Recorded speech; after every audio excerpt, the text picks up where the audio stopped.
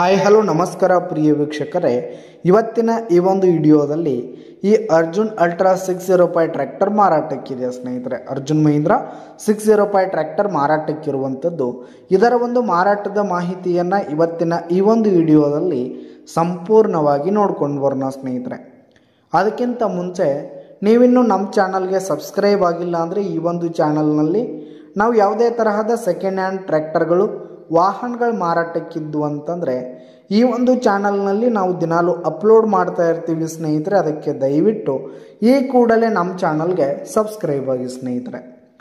ಇನ್ನು ಈ ಒಂದು 605 ಟ್ರ್ಯಾಕ್ಟರ್ನ ಓನರ್ ನಂಬರನ್ನು ವಿಡಿಯೋ ಕೆಳಗಡೆ ಟೈಟಲ್ನಲ್ಲಿ ಕೊಟ್ಟಿರ್ತೀನಿ ಸ್ನೇಹಿತರೆ.